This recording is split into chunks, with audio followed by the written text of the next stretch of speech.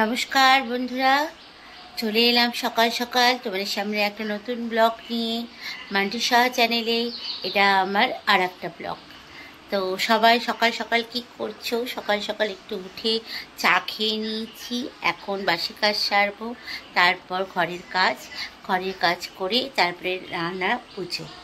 আর এখানে দেখো তোমার দাদাভাই চা খাচ্ছে, এই যে তোমাদেরকে দেখিয়ে দিই। গুড মর্নিং এভরিবডি বন্ধুরা, সকাল সকাল একটু চা আমি নিয়ে বসে পড়েছি চা খেতে। আর এই যে পুচকু, এই যে স্কুল যাওয়ার সময় হয়ে গেছে, এখন স্কুল যাবে, এই যে কাজে রেডি হয়ে গেছে। হাই গুড মর্নিং বলে দাও। Hi good morning. পুচকু এখন রেডি হয়ে গেছে, স্কুল যাবে, তার জন্য চলো আমি এখন কাজটা সেরে নিই। তো তোমার দাদাভাই টিফিনটা রেডি করছি, এই যে পাউরুটিটা সেঁকে নিচ্ছি বাটার দিয়ে দেবো বলে। আর এখানে একটু চা বসিয়ে দিয়েছি, বললো চা দিয়ে খাবো। আর বাটারটা বাইরে দিয়ে বার করে রাখলাম, কারণ একটু ফ্রিজ থেকে না বার করে রাখলে বাটারটা প্রচণ্ড ঠান্ডা আর ঠিক মতো হয় না, লাগানো যায় না, তার জন্য। তো চলো আগে ভালো করে পাউরুটিগুলো সেঁকে নিই। তো এখানে আমার সব পাউরুটিগুলো শেখা হয়ে গেছে। এবার আমি একটু করে ওপর থেকে গোলমরিচ দিয়ে দেবো আর অল্প একটু করে চিনি দেবো। এই যে দেখো, অল্প একটু করে গোলমরিচ দিয়ে দিলাম। বাটার পাউরুটির সঙ্গে এই গোলমরিচ দিয়ে তোমার দাদাভাই খেতে বেশি ভালোবাসে। এই দেবে, ওপর থেকে একটু চিনি দিয়ে দেবো। আর এইদিকে আমার চাটাও হয়ে এসছে, চাটাও ছেঁকে নেবো। আর তোমার দাদাভাই বাজার থেকে চলে এসেছে। এইদিকে ওয়াও, এটা পমপ্লেট, আজকে তো হেভি খাবো, সাথে কাতলার পিস, পেটি আছে, এটা পেটি। আমার দাদাভাই এখন সাথে ডিমও আছে। দাদাভাই এখন লবণ হলুদ মাখাচ্ছে, এটা মাখিয়ে আগে চা হয়ে গেছে আর টিফিন হয়ে গেছে, খেয়ে নাও। দেখো কি সুন্দর লবণ হলুদ মাখাচ্ছে তোমার দাদাভাই।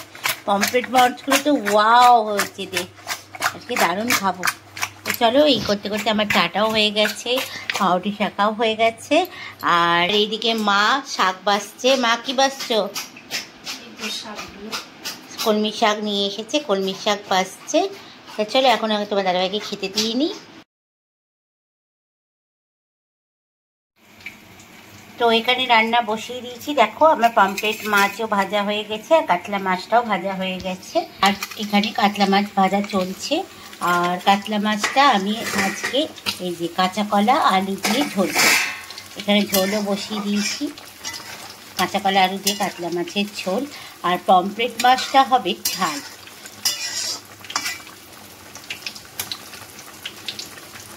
চলো রান্নাটা করে নিই আগে। তো এইদিকে আমার মাছের ঝোলটা হয়ে গেছে, দেখতেই পাচ্ছ।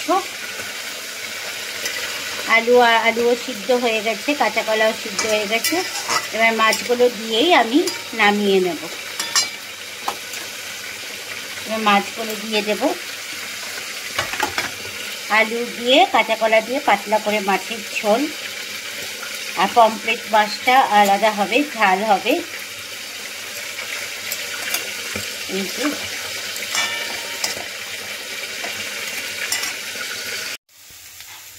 তো এদিকে থোর ভাজাটাও হয়ে গেল, দেখো থোর ভাজা করে নিলাম।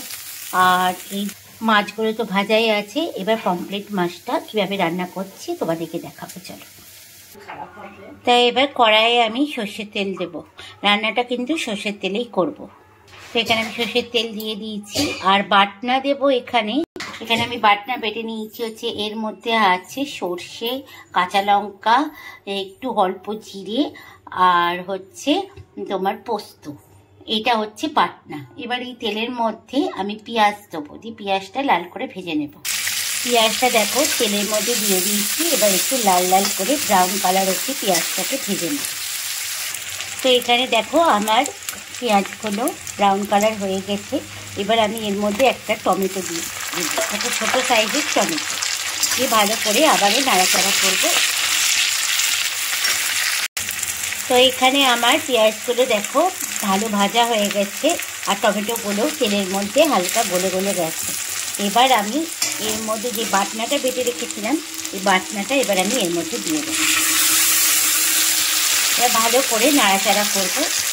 দেখো মশলা থেকে আমার তেল ছাড়তে শুরু করেছে। এবার আমি এর মধ্যে হলুদ দেব,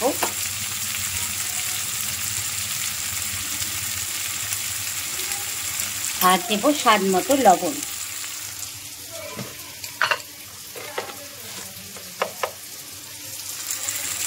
স্বাদ মতো লবণ দিলাম, মাছে লবণ দেওয়া আছে সেহেতু লবণের পরিমাণটা একটু কমই দেবো। এবার দেবো কাশ্মীরি লঙ্কার গুঁড়ো। কাশ্মীরি লঙ্কার গুঁড়োটা দিলে রঙটা ভালো আছে। এবার সব একসঙ্গে আমি ভালো করে নাড়িয়ে চাড়িয়ে দেবো। এবার আমি এর মধ্যে হালকা একটু জল দেব, আর এটা একটু ঝাল হবে যেহেতু বেশি জল লাগবে না। অল্প জল দিয়ে একটু মশলাটা ভালো মতো পেঁয়াজ করে সিদ্ধ করে নেব। তো এখানে আমার দেখো পেঁয়াজগুলো সব সিদ্ধ হয়ে গেছে আর ঝোলটা অল্প ছিল। এবার মাছগুলো আমি দিয়ে দিলাম, মাছগুলো দিয়ে একটু ভালো করে নাড়াচাড়া করব। একটু হালকা ঝোল থাকবে, এই মাছে কিন্তু ঝোল খায় না, এই মাছের ঝালটাই বেশি ভালো লাগে। আর একটু ঝোলটা মরে গেলে আমি নামিয়ে দেবো। রান্নাটা আমার প্রায় কমপ্লিট হয়ে গেছে। তা এই রান্নাটা তোমাদের কেমন লাগলো অতি অবশ্যই কিন্তু কমেন্টস করে জানাবে। তো এই মাছটা আমার হয়েই এসছে প্রায়। এবার আমি নামাবার আগে কাঁচা তেল দেবো। তো ইলিশ মাছের মতো পমফ্রেট মাছেও কিন্তু নামাবার আগে কাঁচা তেলটা দিলে টেস্টটা খুব ভালো লাগে। আর ধনেপাতা দেবে, কিন্তু আজকে আমার ধনেপাতা নেই বলে বাড়িতে স্টকে, তার জন্য ধনেপাতা দিচ্ছি না, আজকে শুধু কাঁচা তেলটা দেবো।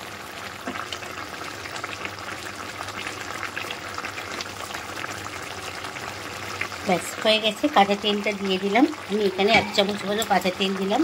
এবার বন্ধ করে গরম গরম সার্ভ করে নেব। তা আমার হয়ে গেছে পমফ্রেট মাছের ঝাল। তাহলে এই রেসিপিটা তোমাদের কেমন লাগলো অতি অবশ্যই কমেন্টস করো, ভালো লাগলে লাইক করো। আর যারা আমার নতুন বন্ধু তারা কিন্তু চ্যানেলটাকে সাবস্ক্রাইব করতে ভুলো না যেন, তাহলে এরকম অনেক নতুন নতুন ভিডিও তোমরা দেখতে পাবে। তাহলে আজকের মতো রাখছি, সবাই ভালো থাকবে, সুস্থ থাকবে। দেখা হচ্ছে আবার একটা নেক্সট ভিডিওতে তোমাদের সাথে। সবাইকে টাটা।